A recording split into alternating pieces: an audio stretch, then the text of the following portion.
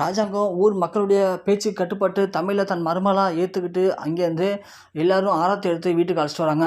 அழைச்சிட்டு தமிழ் வீட்டு வாசப்படியை உள்ளே வரும்போது சேது ஒன்று அங்கேயே நில்லு, நீ ஒன்றும் இந்த வீட்டுடைய செல்ல மருமகள் கிடையாது, இல்லை சின்ன மருமகள் கிடையாது, நீ இந்த ஊருக்கு தான் மருமகள் மாதிரி இந்த வீட்டுக்கு.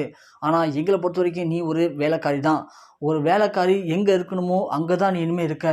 இந்த மாட்டு கொட்டை தான் உனக்கு இனிமேல் வீடு. இங்கே தான் நீ தூங்கணும், இங்கே தான் நீ சாப்பிட்ணும். உனக்கு காலையில் உள்ளே வந்ததுக்கப்புறம் வேலை செய்யணும்.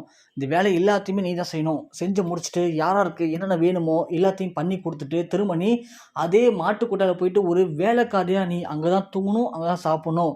வெளி உலகத்துக்கும் இந்த ஊர் மக்களுக்கும் நீ இந்த வீட்டு மருமக, ஆனால் இந்த வீடை பொறுத்த வரைக்கும் நீ ஒரு வேலைக்காரி தான் அப்படின்னு சொல்லி தமிழை ரொம்ப ரொம்ப கேவலமாக நடத்துகிறாரு சேது.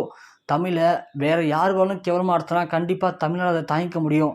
ஆனால் எந்த தப்புமே பண்ணாத தமிழை சேதுவே புரிஞ்சிக்காம இப்படி ஒரு கேவலமாக ஒரு வேலைக்காரியை விட மோசமாக ட்ரீட் பண்ணுறதை பார்த்து தமிழால் தாங்கிக்க முடியல, பொறுத்துக்கொள்ள முடியல.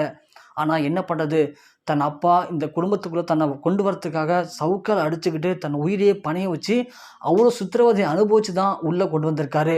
அதனால் நாம் மட்டும் அவசரப்பட்டு இந்த வீட்டை விட்டு வெளியே போயிட்டோம் அப்படின்னா தன் அப்பா கஷ்டப்பட்டது எல்லாத்துக்குமே பலன் கிடைக்காம போயிடும்.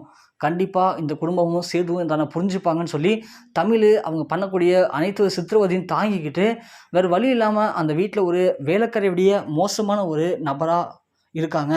கண்டிப்பாக தமிழை பற்றி சீக்கிரமே சேது புரிஞ்சுப்பாரா, இல்லை இது தப்பெல்லாம் யார் பண்ணாங்க அப்படிங்கிறத தமிழ் கண்டுபிடிச்சி சேதுவை மாற்றுவாரா? உங்களுடைய கருத்து என்ன அப்படிங்கிறத கீழே மறக்காமல் கமெண்ட் செக்ஷனில் பதிவு பண்ணுங்கள்.